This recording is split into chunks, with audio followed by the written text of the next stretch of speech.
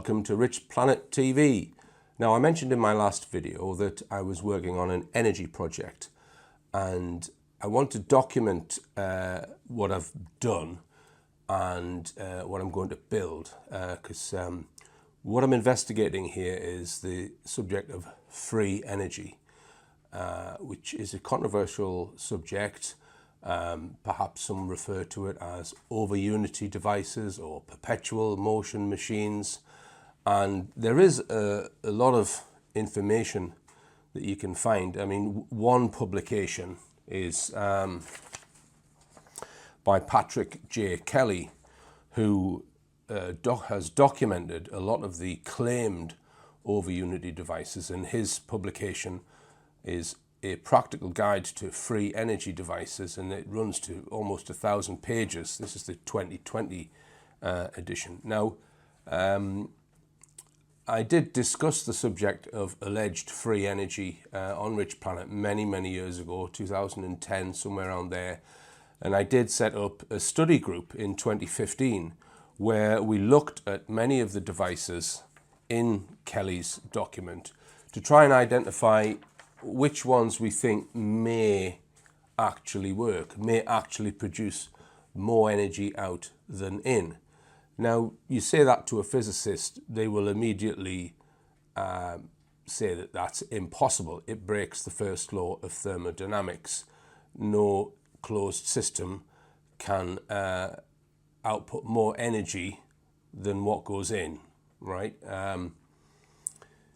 But some of these devices are alleged to be tapping into a source of energy which is as yet not fully defined.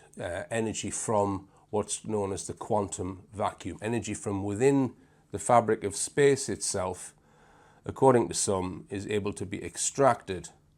So in that case, if that's proven, you would need to modify that first law of thermodynamics to say something like the total amount of energy in a closed system will remain constant unless energy is extracted from the vacuum. And this is the whole controversial thing about this subject. And if you go online, you'll see many of these devices discussed with lots of interesting debates, and a lot of people who come from the mainstream science, standard physicists, will say, well, no, that's not possible. But one comment I would make is that the vast majority of people who you will see discussing these types of devices online, very few of them actually go and build one. And that's the only way to look into whether they work.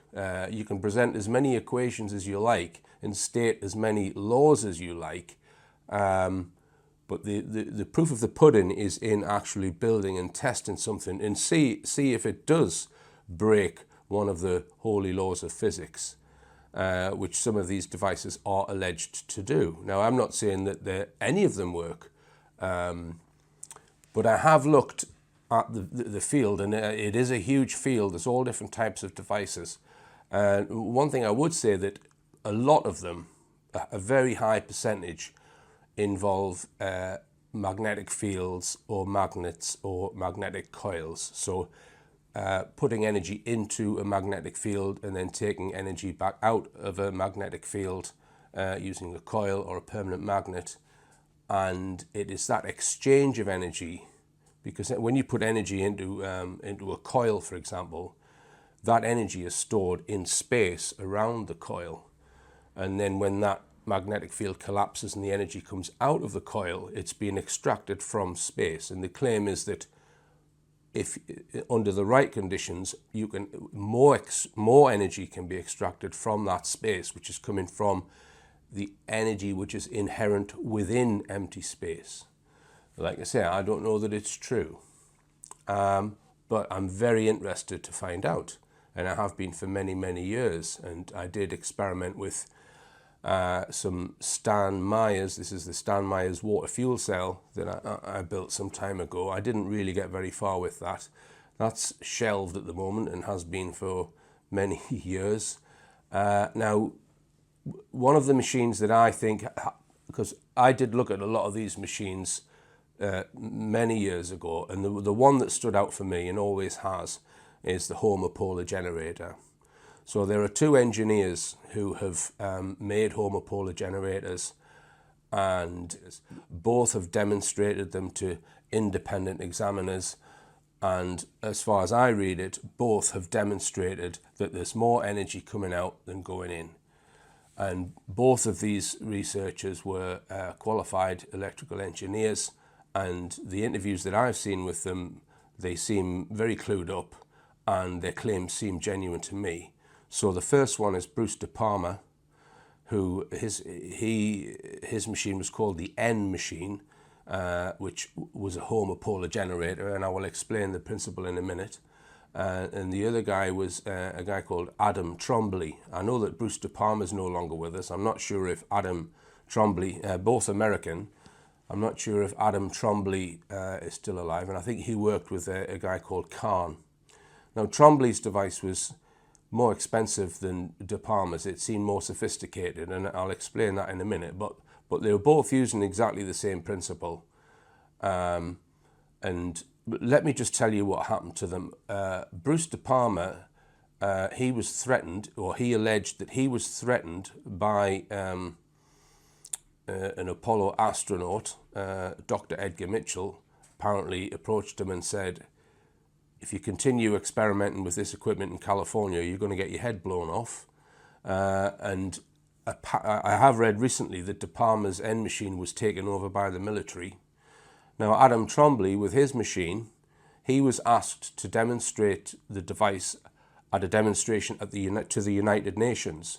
So he took his device there, and there's a video of him explaining this. He took his device there, and when he got there, he was expecting sort of a massive lecture theatre with 400 seats or whatever, with a nice lab, to be able to demonstrate his over Unity machine. They told him, well, we're not going to have it in this place. We want you to do, there's a church around the corner. And they made him take it to this church where there was a very small audience, only about 40 people. He demonstrated it there, and he was then asked to take the device to the White House to do another demonstration, which he did, and then apparently it was taken over on grounds of national security.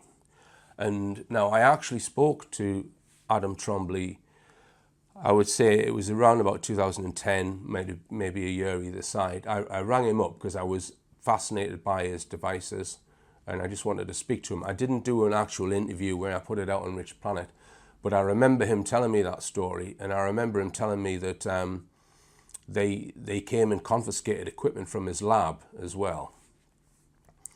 So this is why I lean towards that device, because De Palma and Trombly, they weren't working together. They were both independently looking at homopolar machines, and they both said that these can produce more energy out than in, and that energy is coming from the quantum vacuum, or whatever you want to call it. My life's had some changes in it recently, as you all may well know, and I've not really felt that motivated to do new films, certain projects. However, I am spending a lot of time in the house, and I've always wanted to try and investigate the homopolar generator claims, because I think that would be the biggest chance of success. It's not a particularly complicated machine, and I think it's due to Trombly and De Palma that the reason why I want to investigate this, because I think they were genuine guys. And De Palma had Stanford University come to his lab, and they said it was generating more energy out than in, and they didn't know where it was coming from. All right, so So what I wanted to do, because I am building a device and I want to document it on video so people can see and build one themselves. So if we just first, I'll just explain the principle. So in a normal electric generator, it follows Fleming's right-hand rule. where you have 3 vectors at 90 degrees to each other. And if you do this with your fingers, you point them all at 90 degrees to each other. The forefinger is the field, the magnetic field. The second finger is the electric current, and the thumb is the motion. So if you move something through a magnetic field which is running that way, you get electricity induced running that way. And this is how all electric generators work. Now, in a standard electric generator, generally the electric current will be running in parallel, because you have, as you all know, in your washing machine or your lawnmower or whatever, you have something which is spinning round on an axis, right? And usually the electric current is running along that axis, back and forwards around it like that. So your second finger is the current, your thumb is the motion going around. So the field is at 90 degrees going through the axis of that it's spinning on. With the homopolar generator, this is all shifted through 90 degrees, right? So your current, your second finger, your current, which normally runs along the axis of rotation, right, points outwards from the axis of rotation, right, which is in the form of a disc. So I've got 2 copper discs here, which are 5 millimeters thick, and they're 180 millimeters in diameter. Now, this is what I'm using for my copper disc. So what I've called it is a mini end machine. It's a mini version of what Bruce De Palma built, and I'll explain why I've chosen to build a smaller version of it in a moment. But the principle is that the reason why I'm using 2 discs and not 1 is because 10 millimeter thick copper cost a fortune to buy, right? So I could only find 5 millimeter thick at a decent price, right? So these are going to be screwed together. So it's effectively a 10 millimeter thick solid copper disc, right? So that will be, the intention is to spin that as high as you possibly can. The faster the better. If we can get it up to 3,000 RPM, great. If we can get it to 6, great. If we can get it higher, even better, because the voltage produced is proportional to the speed. All right. So you have a magnetic field which is going to go through the disc as it's spinning, and what results then is a voltage between the center of the disc and the rim of the disc.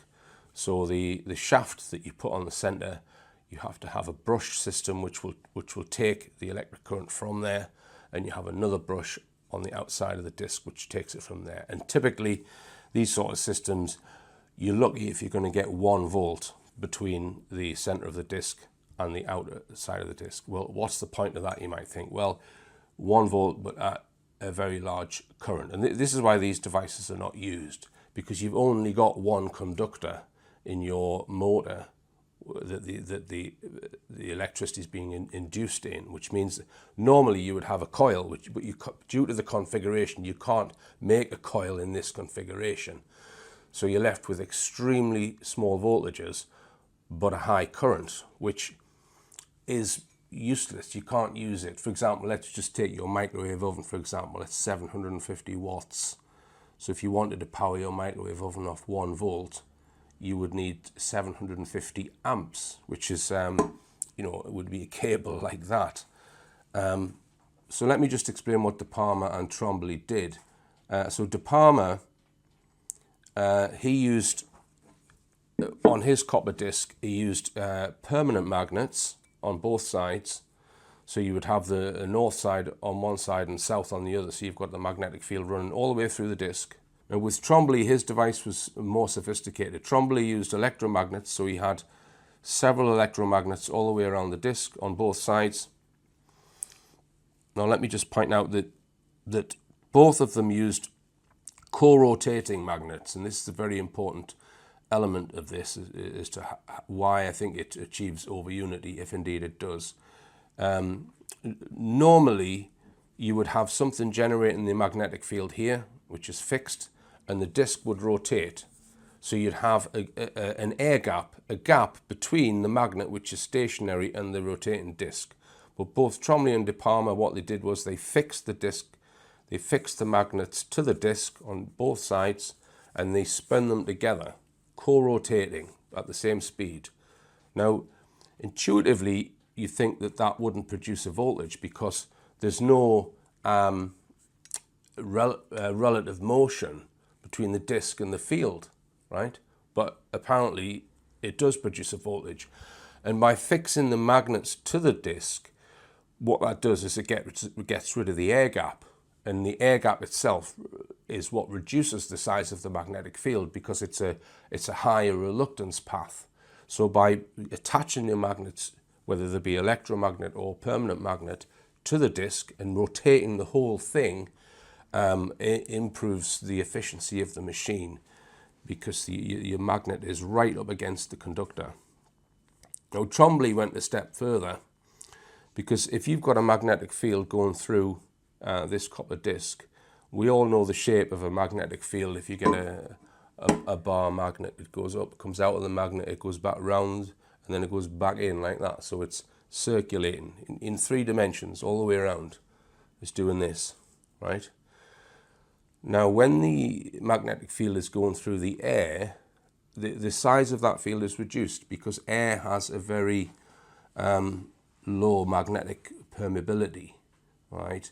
If you encase that field in a highly magnetically permeable material, it reinforces that field and it makes the field stronger. So what Trombley did with his device, so he had several electromagnets on each side of his copper disc, and then he encased the whole thing in a magnetically permeable material so that the field generated by the electromagnets was then captured inside the ferrite, highly permeable magnetic material, and then fed back round. So you've got if you imagine a field going round, all the way around, and it's outside the disc and then inside the disc. But when it comes outside the disc, it's been given a much less reluctance path, right? So that increases the strength of the field within the disc. Now, when I spoke to Trombley, he told me that one of his devices cost him over $100,000 to build, and you can understand why, the complexity of that, because the electromagnets are spinning round, so you've got to have a brushing system to get the electricity onto the thing. You've got to have brushes for the shaft, you've got to have a brushing system for the disc, and then you've got to build all of this ferrite material around it, and then you've got it all spinning at as high speed as you can. And I think his machine was something like this sort of size, size of this table maybe, and I think it had a cast iron sort of bed, some sort of machine bed. So yeah, that cost quite a lot. And De Palma's device some of his devices were quite big as well, this sort of size. There's one video where the actual magnets and the rotor are being lifted onto the bearings by a small crane. Now, I thought I would try and keep it simple. So I would use permanent magnets and not electromagnets, because then you haven't got to use brushes to power the magnets, and also build it slightly smaller. Now, obviously, if you build it slightly smaller, the voltage that you get isn't going to be as high. But the development in magnets over the last sort of 10 years, there's been quite an improvement in the performance of magnets, and you can now get neodymium magnets, which are much stronger magnets than you used to be able to get, right? So I'm having 2 magnets specially manufactured in China, and they are N56, which is the latest, highest strength magnetic material. So I'll be working with a material that Bruce De Palma didn't have access to, and the voltage output is directly proportional to that magnetic field strength. So if my magnets are twice as strong as De Palma's, it means that the voltage output will be twice as much. And also the speed. The voltage is directly proportional to the speed that this disc is going at. Now, if I make the disc smaller, obviously it's going to be a slower speed. But there are motors that can possibly, if we get the bearings right, we could try and get it up to beyond 6,000 RPM, which is sort of the area that De Palma was in. Okay, so that's, obviously I haven't given you all of the details there because I've had to make various calculations and other things. This video is more for public consumption rather than an engineer's consumption. So I'm just going to go through some of the parts that I've been working on, because I want to show them now, because I don't want to just produce the finished thing and say, hey, this is what I built, because no one will believe that I've built it. All right, so I'm going to show you the bits that I've ordered. So this was the first thing. 2 copper discs, solid copper, which are they're 180 millimeters in diameter. And as I say, I'm going to fix them together and screw them together. We'll just put them there. Okay, now, so I'm going to go through some parts now. Now, the first thing is this, which is obviously you need a good base for something like this. Somebody did suggest to me that I could use a milling machine table. I did look at that, but I thought, no, I'll go for a solid steel. So this is 20 millimeter thick steel, and I think it's 320 millimeters. So it's just over a foot square. And I've had this machine drilled and tapped. So, which way around does it go? Yeah, okay. So on this is going to be a mounting block with a bit cut out of it.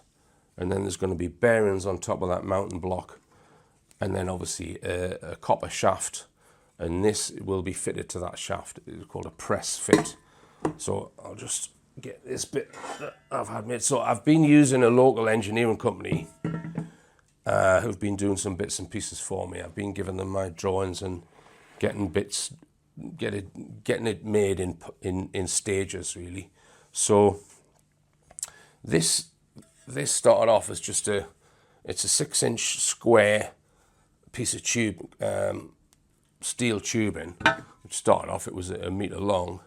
Had to buy a meter long piece, so that I've cut that off to be the same size as the base plate. That goes that way. So I've got 6 M8 holes drilled in here all the way through, and 6 holes drilled in here. So that goes on there. And I've got some bolts here. So you can bolt this to the base plate. So that fixes there.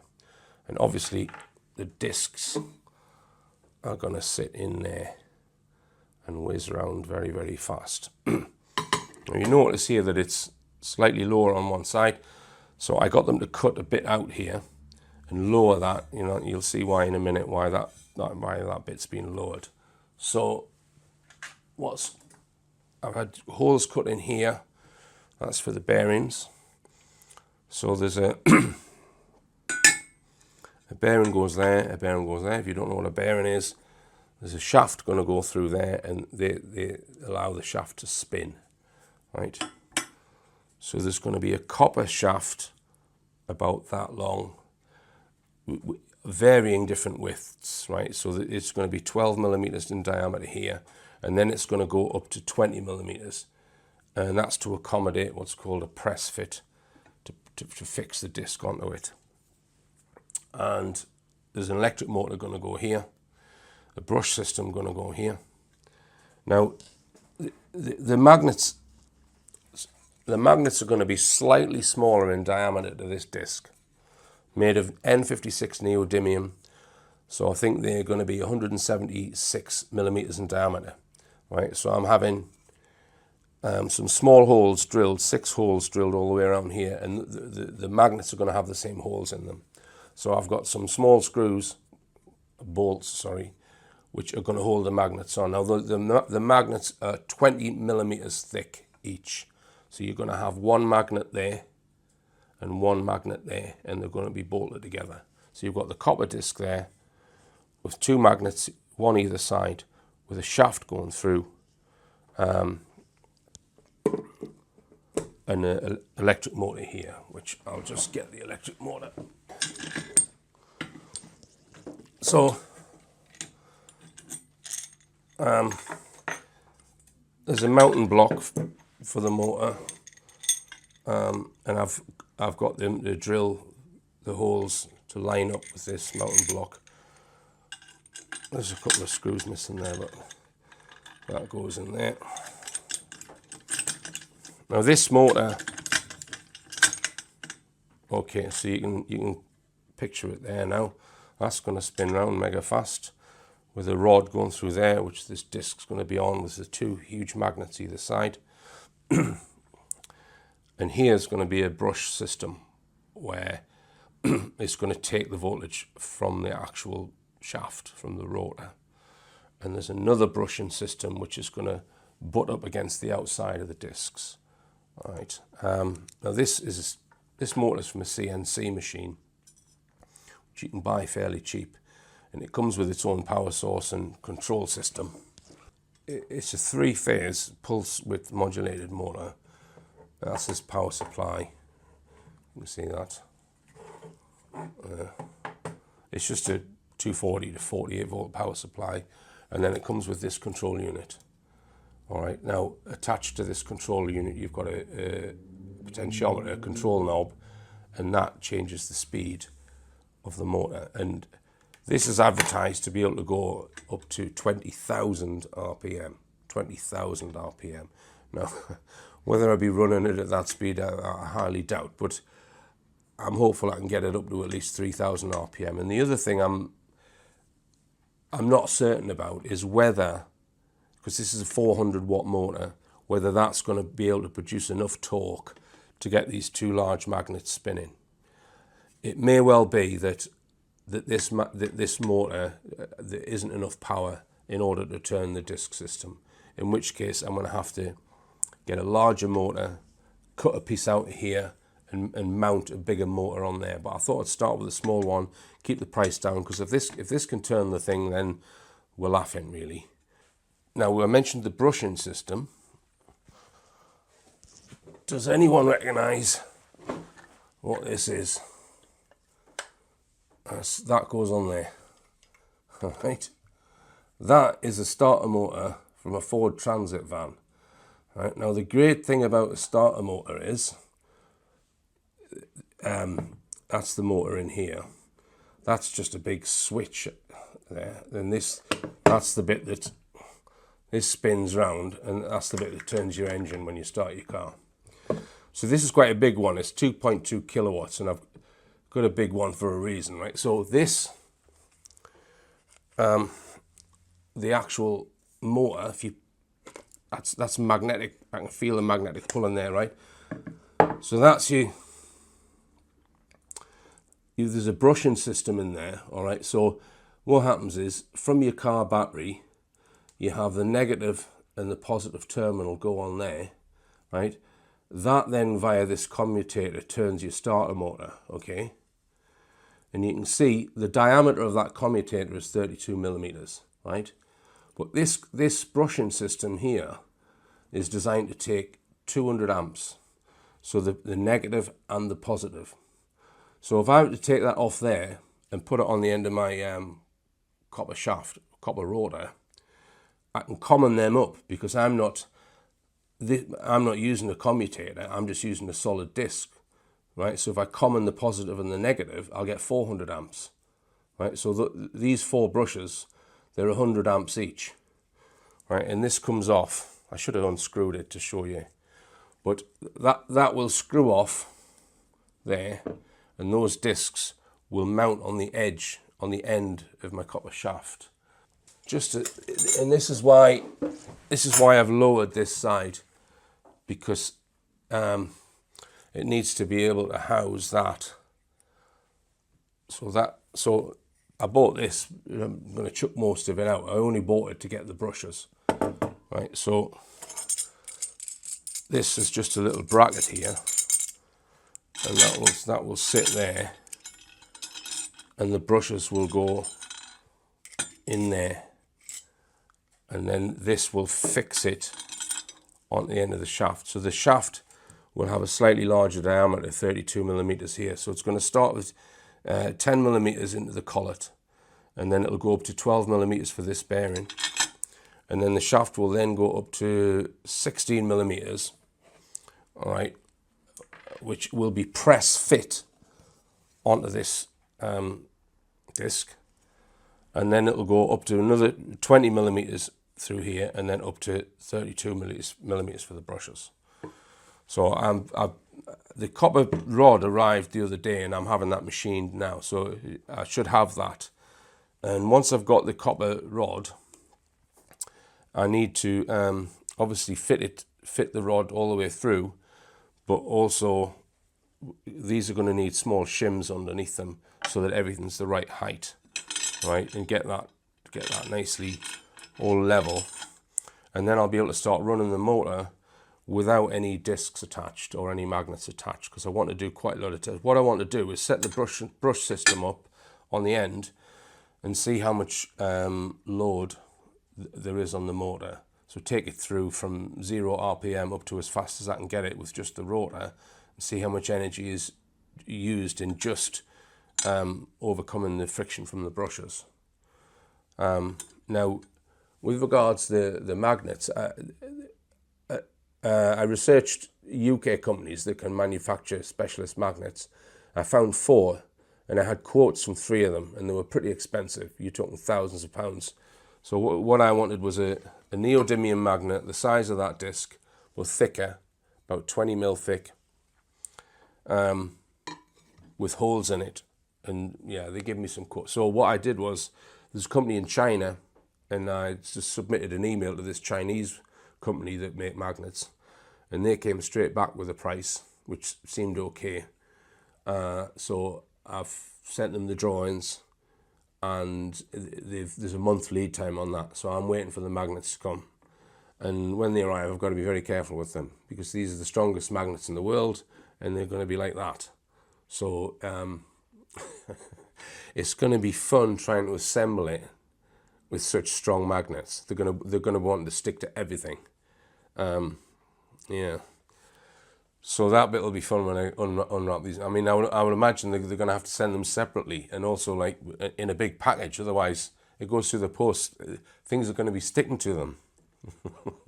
What I've done is I've designed a control panel, which will have all of the controls for this motor, but it will also have it will take the output from the brushing system on here and put it through a load. Now, I won't go through the physics of the actual loading system, but basically it has to be very, very low resistance, because I don't know what voltage I'm going to get out of here. I don't know whether it's going to be half a volt, 2 volts, a quarter of a volt, 5 volts. I don't know. I mean, obviously, the higher the voltage, the better, because it makes the circuit much easier that you're going to load it with. And I don't necessarily expect the input power of this to be less than the output power that I'm going to drive, right? But what might be interesting, let's say you've got this running at a certain speed, 1000 RPM, and it's generating 1/10 of a volt or whatever. It's generating so much power. You increase this by, let's say, 50 watts, but the output power goes up by 70 watts. You increase this by another 50 watts, and the output power goes up by another 70 watts. So you get an additional power, even though the total the total out isn't more than the total in. So I think that hopefully it will be able to demonstrate whether there is additional energy somewhere along the line. Right? That's my intention with this device. So I'll just show you a few other things that I've ordered. I've got a whole set of drawers here. So what I'm going to do is build a load bank. So these resistors are 0.1 of an ohm, and I'm going to have 20 of those. So I've got panels to mount them on and stuff. So and you'll be able to use them in various configurations of series or in parallel. All right, because if you've only got 1 volt, if you put a 0.1 ohm resistor across it, you're going to get 10 amps, right? So you're going to get 10 watts. If you've got 20 of them, that's 200 watts, right? So you should be able to put a 200 watt load across the 1 volt. And if it can supply the 200 watts, the 200 amps, then I'll be able to order more load, more resistors, and see. Now, obviously, you need to. Obviously, there's a huge amount of current coming off this. As I mentioned, potentially 400 amps through there, and the brushing system. I haven't mentioned the brushing system for the disc.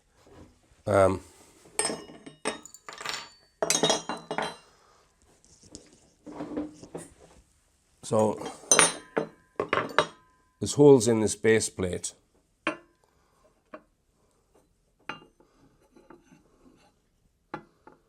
All right, so they bolt down onto there, and there's some nylon rods which I've had made.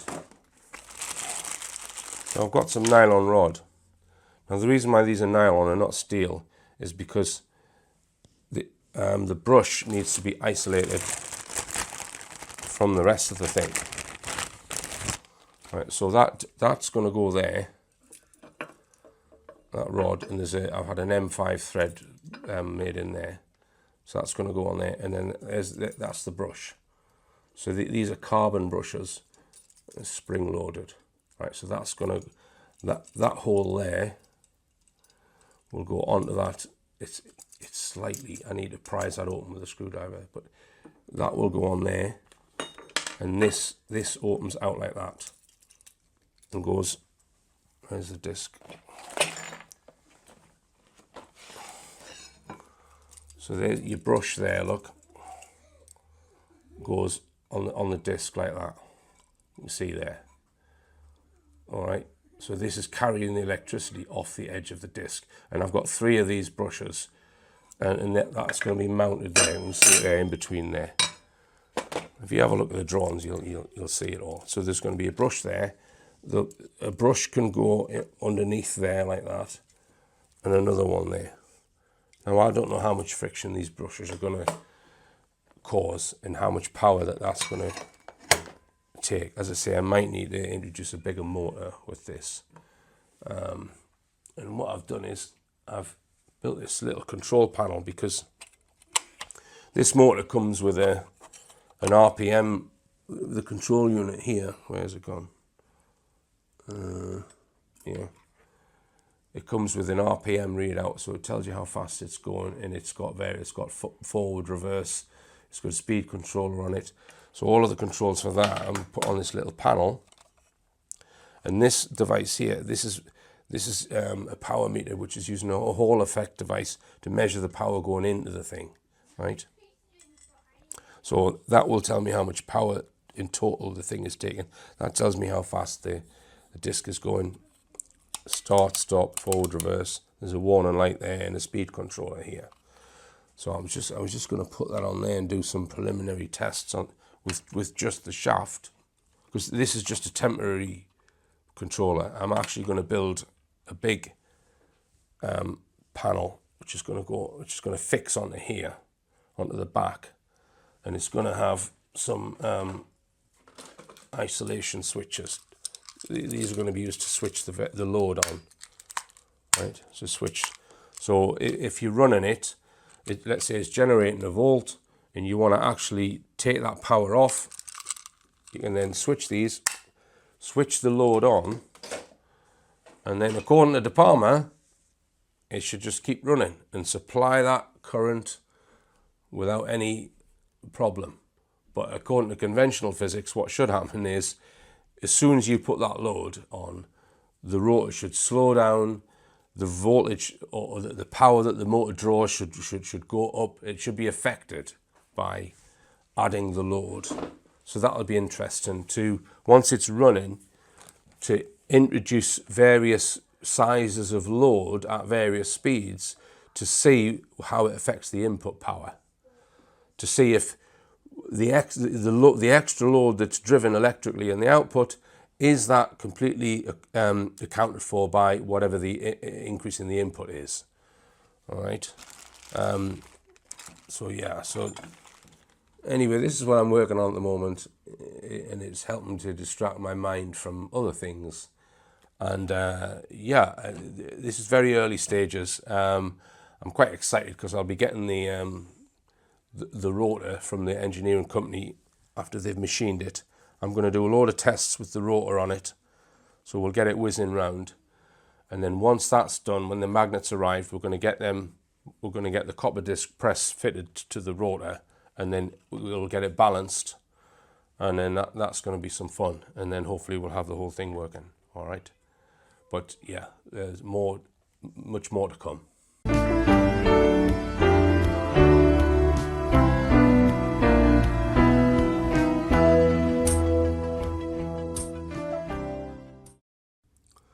Welcome to Rich Planet TV. Now I'm going to make a series of videos showing the progress of this homopolar generator. I showed some of the parts in the last video, and I've put some of them together, painted it.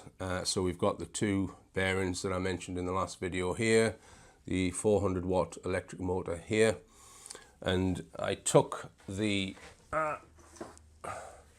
brush system out of this is a Ford Transit starter motor, so the brush system was on this commutator here. So I've taken them off, and they've been mounted on this shaft, so they will attach to the end of the copper shaft, which is going to run through here. Now I've made this little temporary control panel. The reason why I say temporary is because I'm not sure whether this motor is going to be able to provide enough torque to get the two magnets and the copper disc spinning. If not, I'll have to use a bigger motor and modify this section.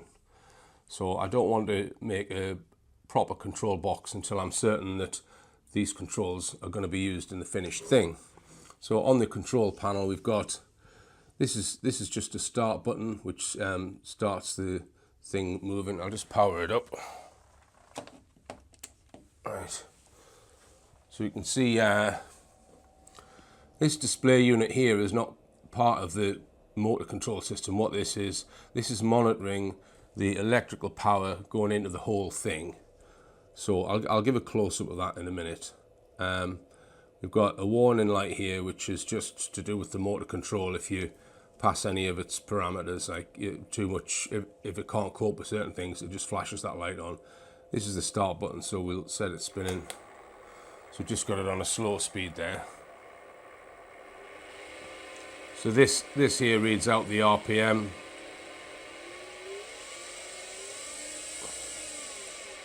Switch it off, you can press that button, that changes the direction.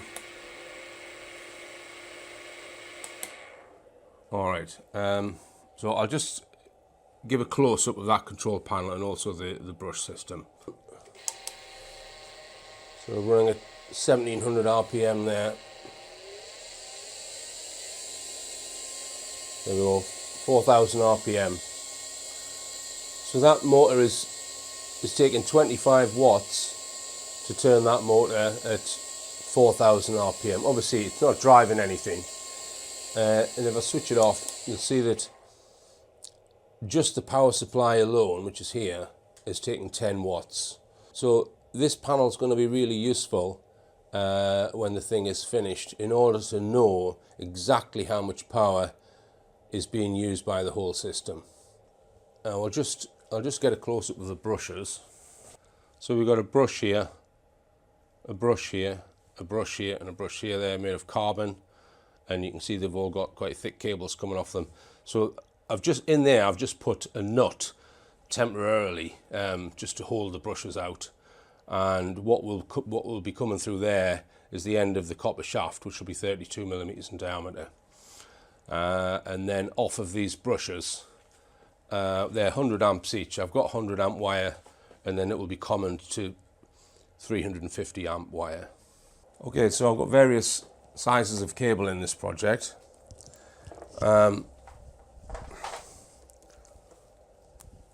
This is the 350 amp cable, so we'll have these four brushes that I just showed you will be connected to this cable here. You can see that's quite thick. That's 350 amps. So that's one. That's your negative coming off there.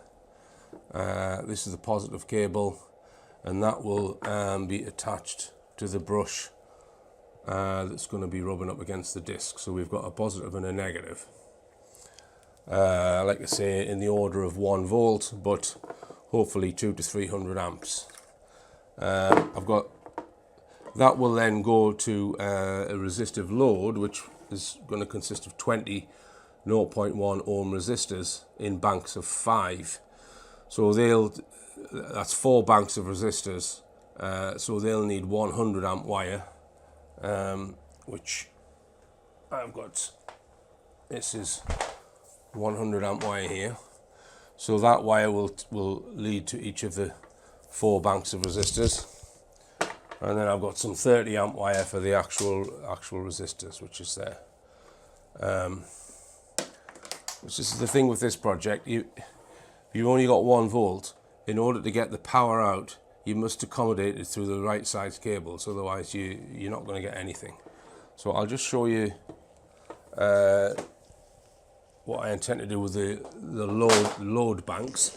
So I've got some Perspex panels here, and what they're going to do is just, well, I haven't peeled that one off yet, but I'll just demonstrate it with one of them. We've got heat sinks. They will go on the panels that way, and we've got our 0.1 ohm resistors. They will be mounted on there, and then there'll be terminals on here coming off. Now, I do intend to make a more sophisticated control box, which I'll either put here or, well, I'm not sure where I'm going to put it, but I'll show you that now. It's an empty box at the minute, and what we're going to have there is, what I'll do is I'll do a close-up now so I can show you. So on this control panel, I'm going to have all of the controls that's on here. So there's a speed indicator, start and stop, and a speed power input. I'm also going to have two load bank switches. These are huge switches, which will, 2 of them will go there. These are 200 amps each. So I'm going to put them in parallel so I can feed 400 amps through to the load bank. So on the top here you'll have your negative terminal. So that's the negative that will come off there. The positive terminal, which will come off the brushes. And then this will be what you switch output. So there'll be a switch. Those 2 switches will connect those 2 together, and these 2 will be connected to the load bank. Very important, I've also got, there's a voltmeter going to go on there, so that'll tell me how many volts the generator's putting out. And I've got some nice labels done here, so that'll go underneath the voltmeter, voltage output, the start and reverse buttons, load bank, speed control, that's the warning light, that's the rotor RPM, so that'll go underneath the speed meter. Electrical input, that'll go there, and then that's just a label, mini end machine control panel. Right, so that should be a useful tool in just doing tests and running the machine up to certain speeds, looking at the power input, and then seeing what voltage we've got coming out, and we will know the power output by virtue of the fact of whatever load we've got over that voltage. So I spoke to the engineering company today who were making the copper rotor, and they've had a problem. They had an outage or something, so that's been delayed. But hopefully tomorrow I'll get the shaft made and get that fitted, and I might take my camera along to the company just to take some shots. So I really have no idea as to whether this is going to show that there is extra energy can be generated with a homopolar generator, because part of me says there's no way it can be true, because someone would have seen Trombley and De Palma's work and they would have just done what I've done here, and they would have demonstrated it.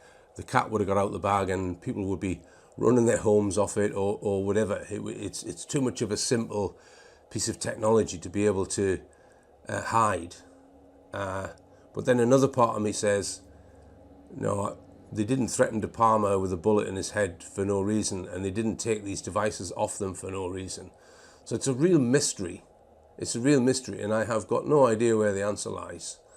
So if I don't find 1 extra watt of power comes from this homopolar generator, that all of the, in other words, that the when you load the system with the electrical load, that load is exactly reflected at the input power, which is what, you know, a standard physicist would say, then I will debunk the whole concept.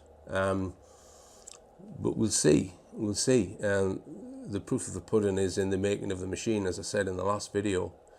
And it's interesting that I mentioned Fleming's right-hand rule in the last video, where this is the principal of operation, Fleming's right-hand rule of this machine. So the forefinger is your field, your magnetic field, which is going to go that way. Your second finger is the current, which is going to go out to the rim of the disc, and the thumb is the motion. Okay, so perhaps this can become the Rich Planet greeting sign, a bit like Spock, who used to have this as his greeting sign, and he used to, I can do it with my left hand, but not my right hand. He used to say, "Live long and prosper." So it would be, believe none of what you hear, question everything you see, because the truth is over here.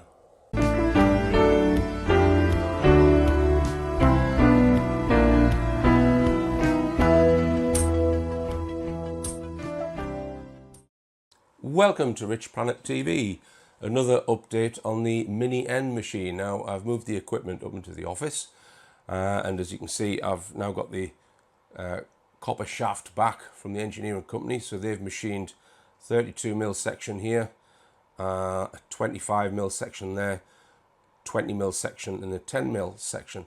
Now, originally, I did have this section here was 12mm up to there. And the engineer pointed out that because copper is quite a soft metal, with it being that thin, under the weight of the discs, it might bend the shaft.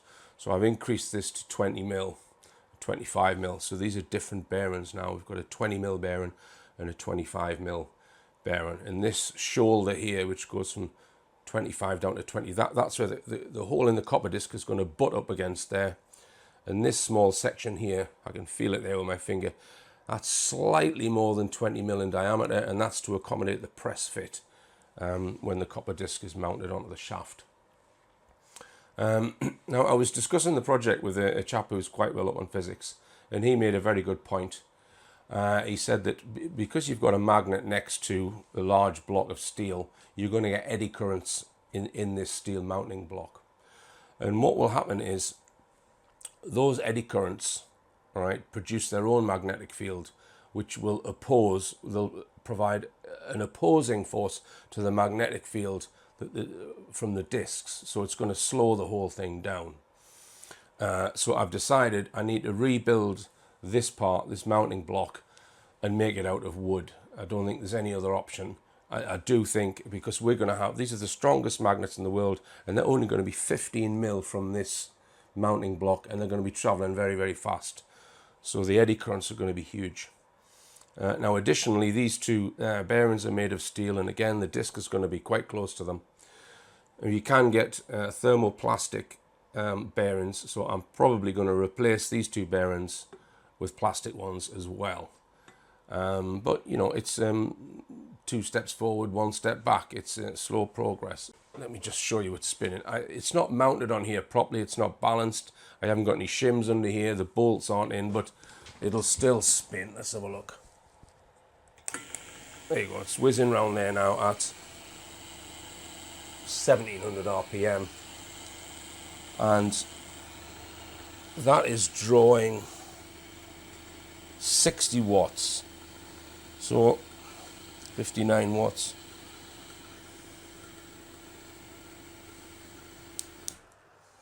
Yeah, like I say, none of it's been aligned. That's quite a few more watts than just the motor.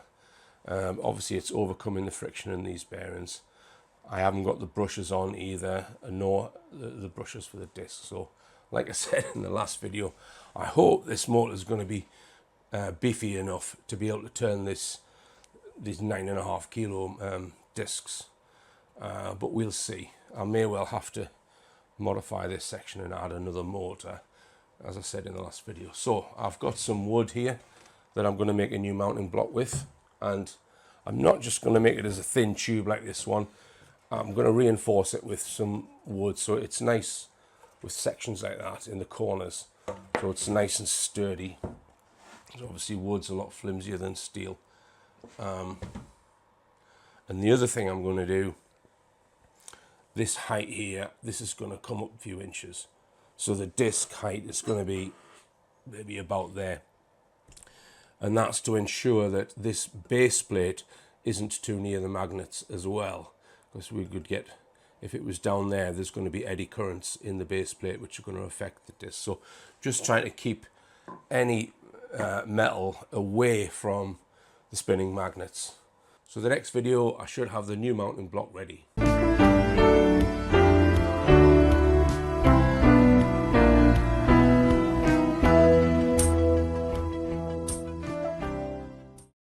Alright, so that's the new mounting block made out of wood.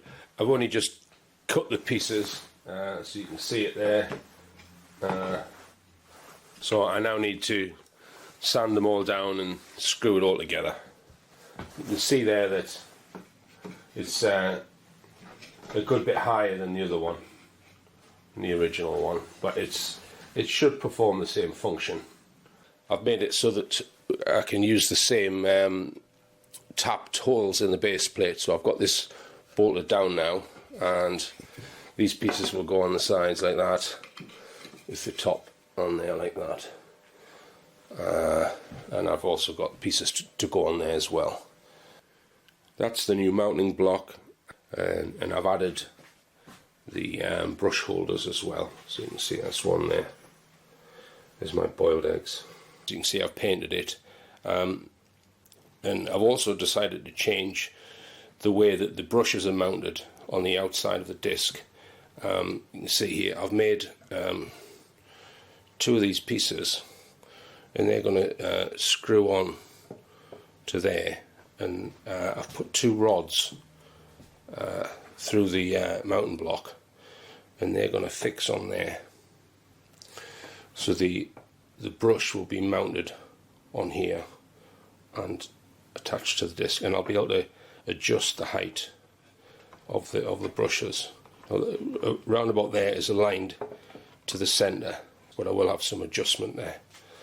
And obviously there's going to be another one on this side as well, so you'll have a brush either side. And these rods that I've pushed through the actual structure, they're making the thing a little bit more sturdy as well. I've finished assembling these brush holders. So we've got the frame, the nylon rod. This is the brush, just going to rub up against the disc. So you can see these are spring loaded, so they will open out like that and connect to the disc. Another one on this side, and there's another nylon rod underneath the discs. So there it is there. There's one in the bottom. So we can have a pair of discs on there as well. And I think potentially you could use all 6 brushes, or just have the 4 brushes on either side, or just 2 underneath. I don't think you could use just one on the side, because it might push the thing over.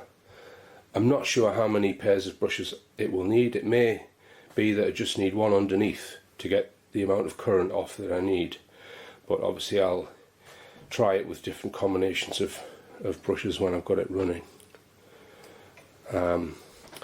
Yeah, it's starting to look a little bit Heath Robinson, but that's okay. It's just a experimental rig, so that doesn't matter.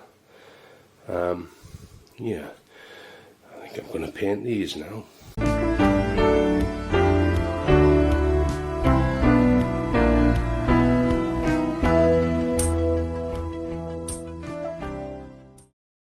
Another update, I've mounted the brushes from the Ford Transit van onto the end here, and I've commoned them up with these 2 cables. This is 350 amp wire, which I've bolted onto the top 2 brushes, and another 350 amp piece of wire onto the bottom 2. I've just used a big bolt there to connect those wires, and then they're both then connected to this cable here. So that's your negative terminal then. So hopefully this is capable of carrying 350 amps out of there. And you'll notice here I've got the shaft in there, so if I turn that around you can see it's turning around with the brushes in there. Alright, I'm just going to start it up, run it at a slow speed. So that's running just over 1000 RPM, and you can see it's drawing 160 watts. Just zoom in on that.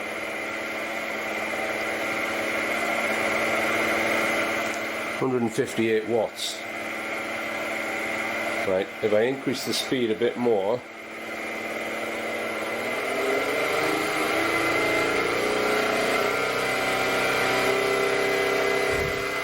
(200 up, 2000 RPM), it's just over 200 watts.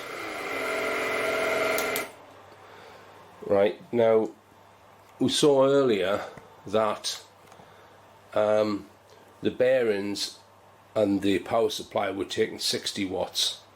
So half the power of the motor is being consumed in overcoming the friction of the bearings and these brushes. And we haven't even got the disc brushes fitted yet, and I would imagine that they're going to generate more friction. So it's probably going to push it over 400 watts, and that's the power of the motor. So I'm pretty sure I'm going to need a more powerful motor, and I saw one online, really cheap, 1.5 kilowatts. And it's a very similar motor to this one, so that's nearly 4 times as powerful, and it does all the same stuff. It's got a speed controller, so I've ordered that. And the good thing is it's not much bigger than this motor, so it should fit on the mounting block. So there's not too much adjustment there. I'll point out a few other things that I've done. I've added some shims to the bearing and the motor just to make sure everything's level. And the other thing was these brush holders, they were catching, so I've just cut a hole in, just cut a slot in there so that they can go further down.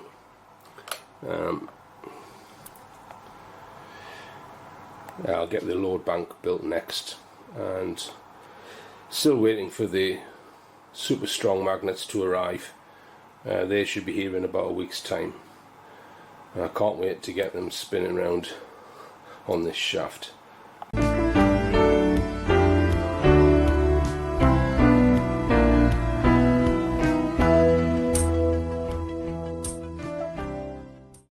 Today I've been working on the control box, which I mentioned in a previous video. Now that I know which motor I'm going to be using, I know what controls can go on here.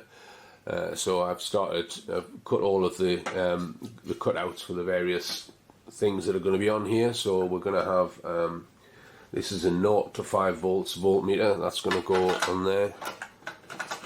Slot that in. This is another voltmeter, which is going to measure the generator voltage, because obviously the output voltage is extremely important parameter in all of this. What voltage is this homopolar generator going to make? And I like to have an analog meter because it gives you a very instantaneous visualization of the voltage output. This will take it down to 3 decimal places of millivolts, so they're measuring the same thing. In here will be the power meter that I showed you in the previous video, and we've got the large power switches which are going to go here. Like that. So they will. There's 2 of them going to go in there, and what you'll be able to do with these is connect the load to the motor all in one go. These 2 switches will carry 200 amps each. The output from the generator will be a negative terminal go on there, positive terminal go on there, and then that terminal, the positive, will go through these 2 switches, and then it will go out. The output will be on that terminal there. So the load bank will go between that terminal and that terminal. And with this new motor that I've ordered, you can start and stop it remotely. So I've put some switches in there. So that's going to be the speed controller now. That's a 10 turn potentiometer, right? That's going to go on there now. So you have to turn that 10 times to go from 0 to full, which will give you very fine control over the speed. So what I'm going to do is, because I'm monitoring the power of the whole thing, the mains needs to come into this box. So I've got a double kettle lead there. The mains power will come in there, and then I'll feed the mains power out to feed the motor inverter, the power supply that drives the motor. But obviously, because I'm taking the power in, I'll be able to monitor how many watts is being used. That connector there, what I'm going to do is I'm going to take all of the cables from the motor control unit and put them in there, and then the 3 that drive the motor are going to come out here. So there's a plug, so there'll be 3 wires coming out of there. So that'll connect the motor, and this connects the motor control unit, which comes with the motor. When we've got these terminals on there, what's going to happen is the wire will come onto there, and then it'll go inside the unit there to the two switches. Hopefully I'll have this finished in the next few hours, and then I can wire it all up. Alright, here's the new control box, and I think it's going to sit probably about there when the generator's running. As I said, that's your negative terminal. That's going to go on there and then go off to the load bank. There's going to be cables coming off each of the brushes, going onto that terminal there. So there'll be 3 cables coming onto that one. That'll go into the control bank, control box, through these switches, and then out through that one. Yeah, looks like a real control panel now. That's our speed controller. Switches.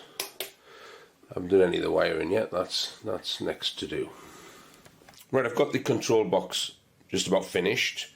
Now, one thing I've done is I've taken the rotor off, because the new motor which has arrived, the spindle is only 7mm and that's 10, so I'm going to have to get this turned down to 7mm. So I've wired the control box to the new control unit for the motor, and this control unit made in China, there's all sorts of parameters you can change in it. You can change how fast the thing comes up to speed, you can change, there's all sorts, generally to do with speed, and this new motor actually goes up to 24,000 RPM, 400 Hertz, and I was farting about with it yesterday, and I accidentally set it onto that setting, and it whizzed up to 24,000 RPM. Wow. Anyway, I'll switch it on. Alright, so we can see the control box lights up, and so these 2 instruments are just voltmeters. They're going to measure the output of the generator, and I can give that a little quick test with this 1.5 volt battery. If I just put this across there, you see 1.57 volts. Now that bottom voltmeter, it only goes up to 2 volts, because I'm not expecting more than 2 volts out of this. You can see that the analog meter has gone up to 1.5 volts as well. So if by some miracle I did get over 2 volts out of it, then we've always got the analog meter.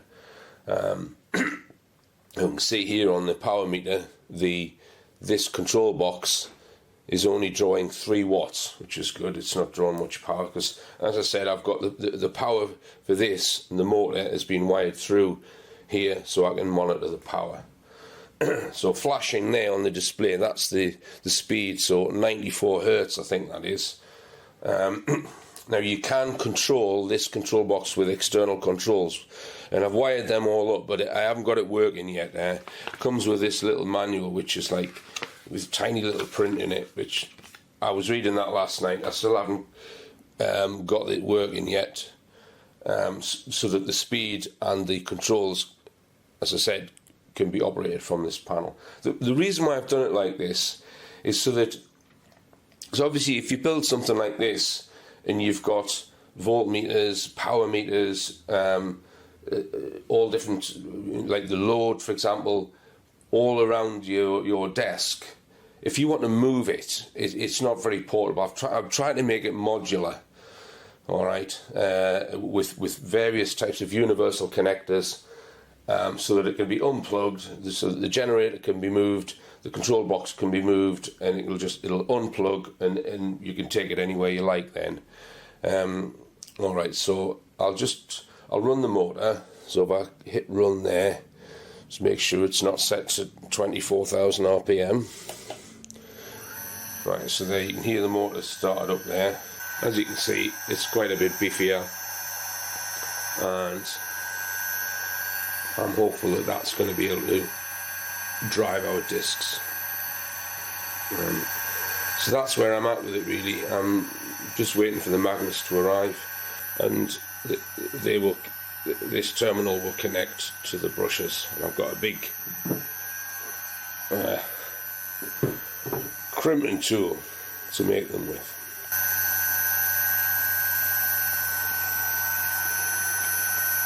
Something else that I've made is these two Perspex spacers. So I went online and I got two 60mm spacers, which are exactly 15mm thick, and I've had holes cut in them, and I've just hacksawed down there. And what they're for is when I mount the magnets, there's an exact 15mm space between the magnets and the bearings. So what I'm going to do is these just push onto the shaft, just clip on there, one for each of the two different diameters. So the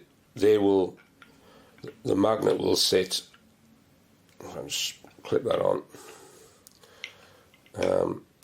and they will allow me to line it all up so that the spaces are correct. And then once it's all bolted in position, then I can pull these spaces off. It's just going to, and it will also prevent the magnets from, trying to stick to the steel on the inside of the bearings as well.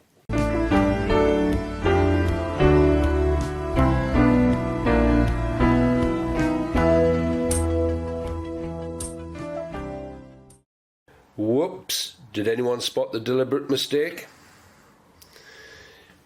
The cable that was on here should have been on here.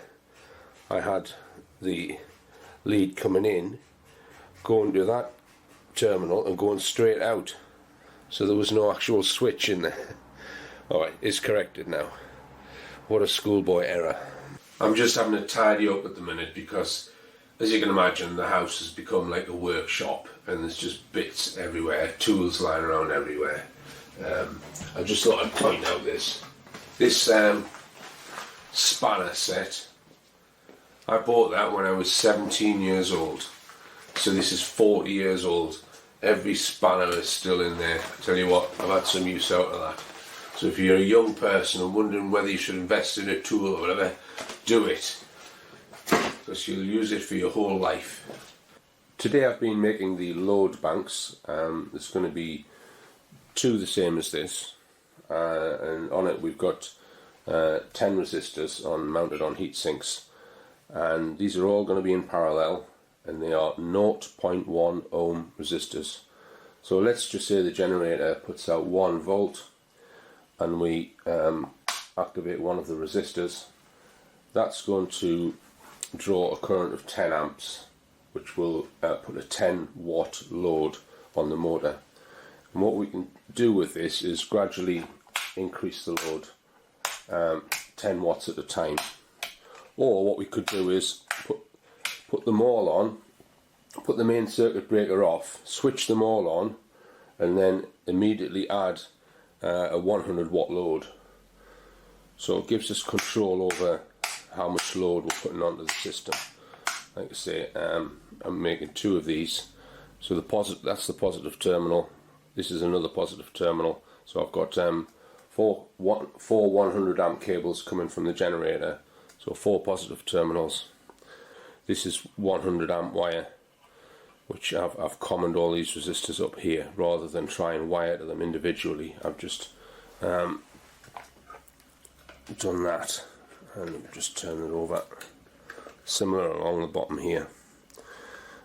So everything is rated accordingly. So for example, so if miraculously the generator produced 3 volts and we put one of these across it, this would create a current of 30 amps in these resistors. So that's 3 volts at 30 amps, that's 90 watts. So these are rated at 100 watts. So that's why I've chosen this size resistor, just in case we do get a higher voltage. It may be that if the generator only produces a tiny voltage, I might have to reduce these, but I think they're in the right ballpark. This one is under construction. Yeah, I ran out of solder, and I ran out of something else as well. I ran out of the 100 amp cable, so I've got some of that ordered, and yeah. So this one should have that finished once the parts arrive. Right, I've moved the generator again because it was getting right on my nerves. It was getting in the way when I'm trying to build stuff. So we're in the studio now, and I managed to get these controls working with the inverter control unit. So I'll just show you that. You can probably hear the motor, but I don't know whether you can see it. I'll give a close-up in a minute. And this is our 10-turn speed controller with, as I said, this speed controller here, 1 turn, and then you right up to 24,000 RPM. But with this one, because it's 10-turn, it gives a very fine adjustment. So we're running 100 hertz on there is that's 6,000 RPM it's going at there. So about okay. Now it's important to note that the value on that screen of hertz, that's not the actual speed of the motor. That's the requested speed. That's the speed that you're asking it to go at, which would normally be close to the actual speed. Obviously, if you suddenly increase it like that, it takes a little while to catch up. So for that reason, I've got myself a frequency meter. So what you do is you just point this at this. There's a laser. You point it at the shaft, and that will give you a reading in RPM. So this will